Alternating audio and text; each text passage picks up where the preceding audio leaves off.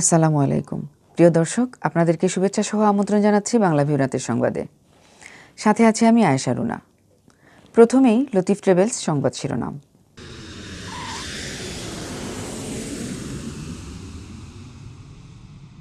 মে মাসের মধ্যেই রাশিয়ার তৈরি স্পুটনিক ভি টিকার 40 লাখ ডোজ আসছে দেশে। আগামীতে দেয়া হবে চীনের সিনোফার্মের টিকার অনুমোদন। তাপদাহে পড়ছে সিলেট, দেখা নেই মেঘের।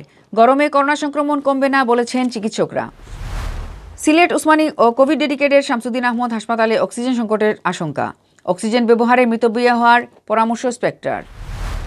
সিলেটে করোনায় আরও 2 জনের প্রাণহানি। 94 জন আক্রান্ত শনাক্তের দিনে সুস্থ হলেন 138 জন। সিলেটে মধ্যবিত্তদের নাগালের বাইরে তরমুজের দাম। সিন্ডিকেট করে ব্যবসায়ীরা হাতিয়ে নিচ্ছে বাড়তি দাম। সারা দেশে করোনায় 78 জনের মৃত্যু। 24 ঘন্টায় আক্রান্ত শনাক্ত 3 সহস্রাধিক। অভুক্ত কালোমুখ হনুমানদের মুখে খাবার তুলে দিলেন যশোরের শার্শার সমাজসেবক মিজানুর রহমান। স্পেনের রাজার কাছে বাংলাদেশের নবনিযুক্ত রাষ্ট্রদূত মোহাম্মদ সারার মাহমুদের পরিচয়পত্র প্রদান। রোহিঙ্গা ইস্যু নিয়ে গুরুত্বপূর্ণ আলোচনা। এতক্ষণ শুনছিলেন শিরোনাম, এবার বিস্তারিত। আগামী মে মাসের মধ্যেই রাশিয়ার তৈরি স্পুটনিক ভি টিকার 40 লাখ ডোজ দেশে আসবে বলে জানিয়েছেন ঔষধ প্রশাসন অধিদপ্তরের মহাপরিচালক মেজর জেনারেল মাহবুবুর রহমান। মঙ্গলবার এক ব্রিফিংয়ে তিনি একথা জানান। তিনি বলেন, মে মাসের মধ্যে রাশিয়ার টিকা পাওয়া যাবে। আপাতত 40 লাখ ডোজ মিলবে।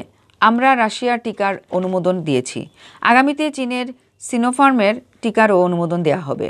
এর আগে মহামারী করোনা ভাইরাস পরিস্থিতি মোকাবেলায় দেশে রাশিয়ার টিকা স্পুটনিক ভি জরুরি ব্যবহারের অনুমোদন দিয়েছে স্বাস্থ্য মন্ত্রণালয় গঠিত জরুরি জনস্বাস্থ্য ক্ষেত্রের ঔষধ, পরীক্ষামূলক ঔষধ, টিকা ও মেডিকেল সরঞ্জাম বিষয়ক কমিটি। বৈশাখ মাস অর্ধেক হয়ে আসলেও সিলেটের আকাশে মেঘের দেখা নেই, আছে শুধু সূর্যের চোখ রাঙানি। এদিকে তাপদাহে কাবু প্রাণীকুল, এ যেন আগুনের উল্কা বিচ্ছে শরীরে। গরমে হাঁসফাঁস করছে মানুষ। আবহাওয়া অধিদপ্তর বলেছে, এমন অসহনীয় গরম চলবে আরও কয়েকদিন। এদিকে বেলা বাড়ার সঙ্গে পাল্লা দিয়ে সূর্যের তেজ যেন অগ্নিরূপে ঝরে পড়ছে। সূর্য ডুবার পরও তাপমাত্রা কমছে না, শীতল হচ্ছে না চারপাশ। শরীর জ্বালানো এই তাপের হাত থেকে রেহাই মিলছে না কারও। সিলেট আবহাওয়া কার্যালয়ের জ্যেষ্ঠ আবহাওয়াবিদ সাইদ আহমদ জানান, সিলেট জুড়ে তাপপ্রবাহ বয়ে যাচ্ছে। এটা অস্বাভাবিক তাপমাত্রা নয়, বৈশাখে বৃষ্টি না থাকায় এমন আবহাওয়া। চলমান এ তাপপ্রবাহ অব্যাহত থাকবে আরও সপ্তাহখানেক। তবে দিনের তাপমাত্রা সামান্য বাড়তে পারে, রাতের তাপমাত্রা অপরিবর্তিত থাকতে পারে। তিনি আরও জানিয়েছেন, বুধবার ভোরে সিলেট কালবৈশাখীকে সঙ্গী করে বৃষ্টির সম্ভাবনা থাকলেও এই বৃষ্টিতে তাপমাত্রায় কোনো হেরফের হবে না। ইতোমধ্যে সিলেটে অনেক এলাকায় তাপমাত্রা 37 ডিগ্রি সেলসিয়াস ছড়িয়ে গেছে। এদিকে গরম পড়লেও এতে করোনা সংক্রমণ কমার কোনো সম্ভাবনা নেই বলে জানিয়েছেন বিশেষজ্ঞরা। তারা বলেছেন, সংক্রমণের শুরুর দিকে করোনা ভাইরাস শীতে শক্তিশালী ও গরমে দুর্বল হয়ে পড়লেও এখন সে অবস্থা নেই। করোনার নতুন ভেরিয়েন্ট গরমে অধিক সংক্রমণশীল হয়ে দাঁড়িয়েছে। তো গরম তো যেহেতু সামাল, গরম পড়তেই পারে, দাবদাহ হতেই পারে। এটার সাথেও করোনার যে কোনো সম্পৃক্ততা আছে এটা আমরা বলতে পারবো না।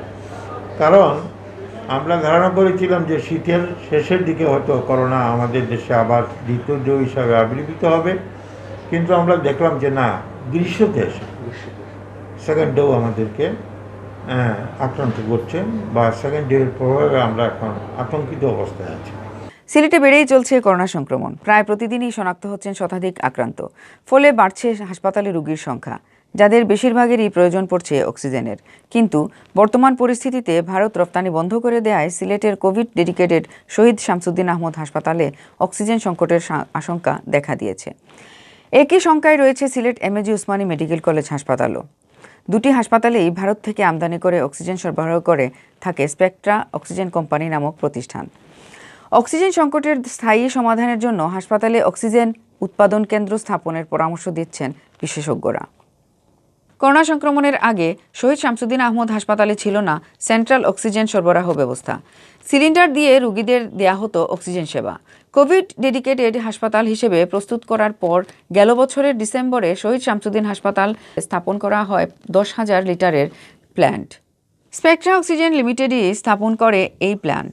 এরপর থেকে হাসপাতালটিতে সেন্ট্রাল অক্সিজেন ব্যবস্থা চালু হয়। হাসপাতাল সূত্র জানায়, শহীদ শামসুদ্দিন আহমদ হাসপাতালে গড়ে প্রতিদিন 1,500 লিটার তরল অক্সিজেনের চাহিদা রয়েছে। ভারত থেকে আমদানি বন্ধ হয়ে যাওয়ার পর স্পেকট্রার পক্ষ থেকে জানিয়ে দেওয়া হয়েছে আগামীতে চাহিদা মতো অক্সিজেন সরবরাহ বিঘ্নিত হওয়ার আশঙ্কার কথা। অক্সিজেন ব্যবহারে মিতব্যয়ী হওয়ারও পরামর্শ দেওয়া হয়েছে। একদিকে হাসপাতালে বাড়ছে রোগী, অন্যদিকে স্পেকট্রার সতর্কবার্তা, দুয়ে মিলে সংকটের শঙ্কায় পড়েছে হাসপাতাল কর্তৃপক্ষ।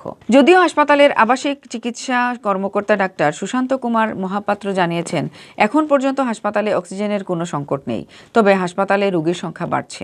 এদিকে Sylhet MAG Osmani medical college হাসপাতালেও চালু হয়েছে কোভিড চিকিৎসা। হাসপাতালে করোনা রোগীদের জন্য খোলা হয়েছে আইসিইউ ইউনিট।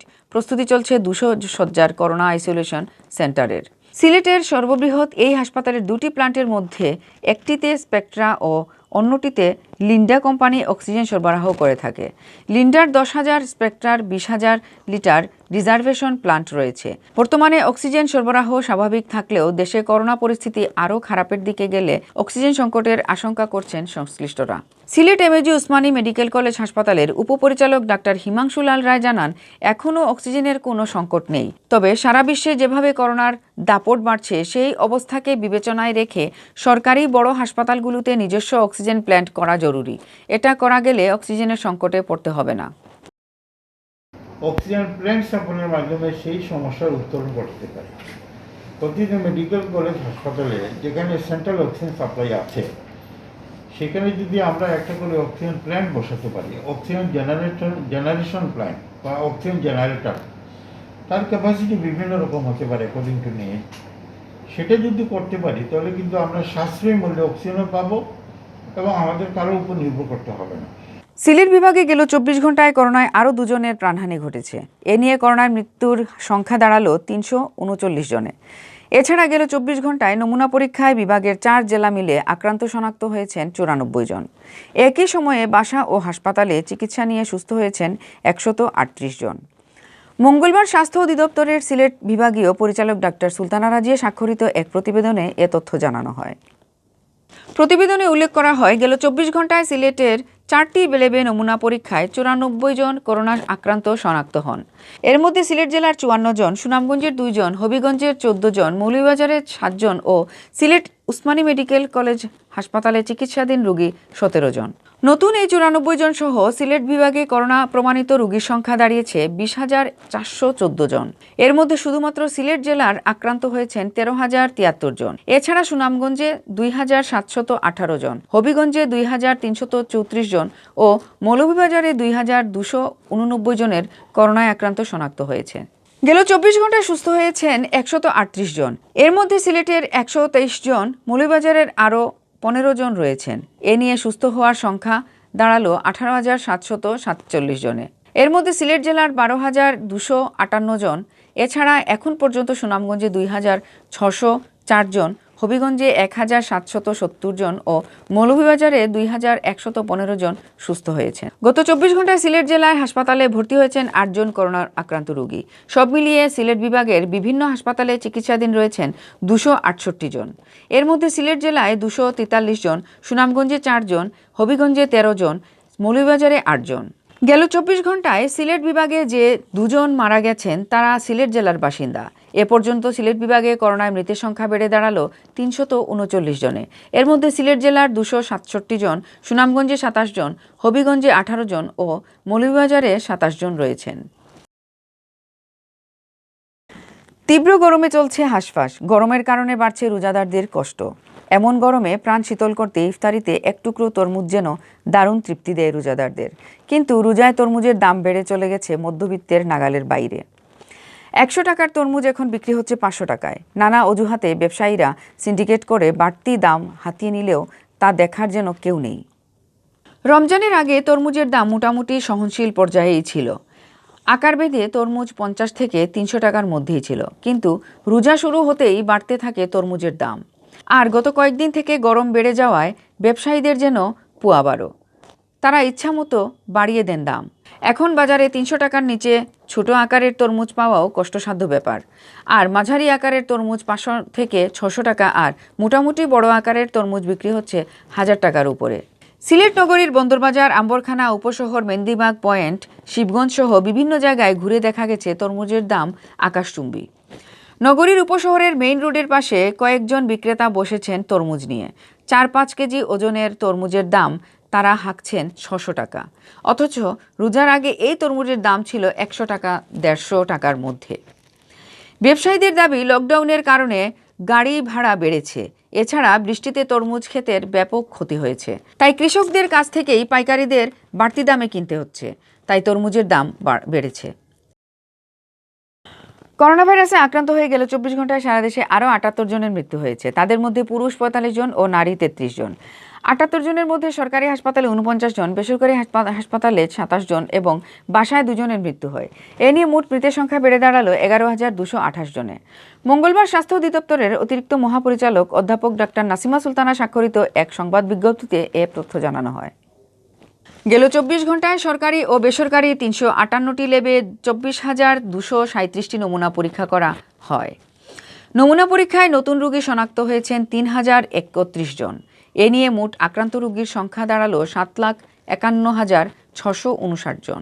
বিজ্ঞপ্তিতে আরও বলা হয়, গত 24 ঘন্টায় নমুনা পরীক্ষায় শনাক্তের হার 12.51%। গত বছরের 8 মার্চ প্রথম রোগী শনাক্ত হওয়ার পর থেকে এ পর্যন্ত শনাক্তের মোট হার 13.93%।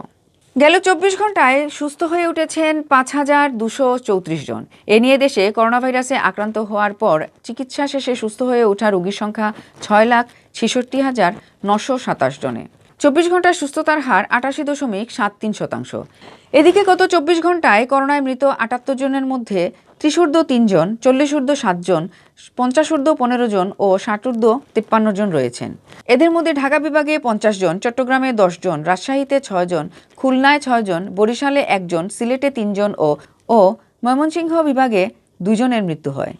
গত বছরের 8 মার্চ দেশে প্রথম 3 জনের দেহে করোনা ভাইরাস শনাক্ত হয়। এর 10 দিন পর 18 মার্চ দেশে এ ভাইরাসে আক্রান্ত প্রথম 1 জনের মৃত্যু হয়।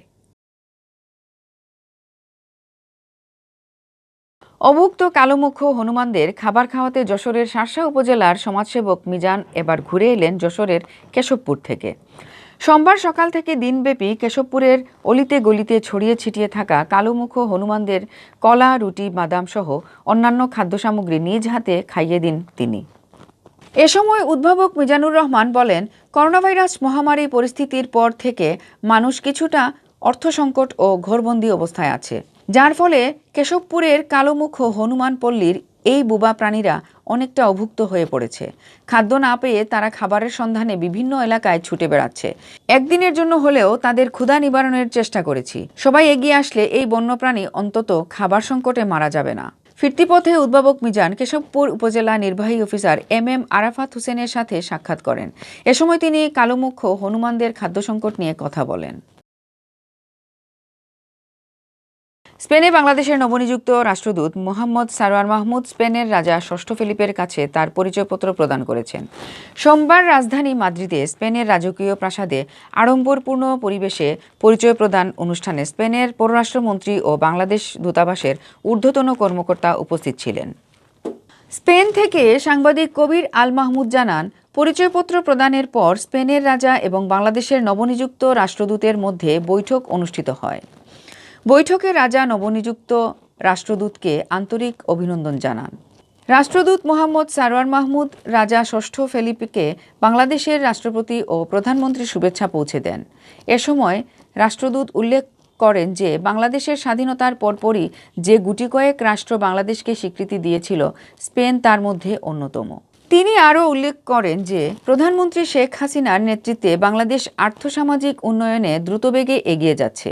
ইতোমধ্যে বাংলাদেশে উন্নয়নশীল দেশের মর্যাদা অর্জন করেছে।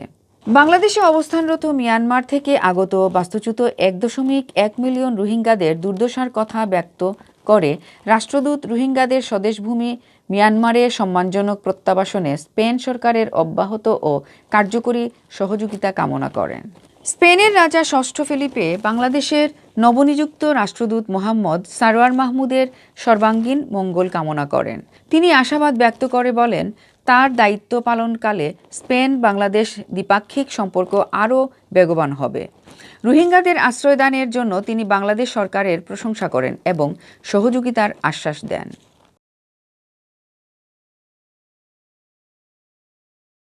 এতক্ষণ শুনছিলেন বাংলাভিউ রাতের সংবাদ। এরপর প্রচারিত হবে সিলেটের আঞ্চলিক ভাষা সংবাদ। দেখার আমন্ত্রণ রইল। সাথে থাকার জন্য ধন্যবাদ।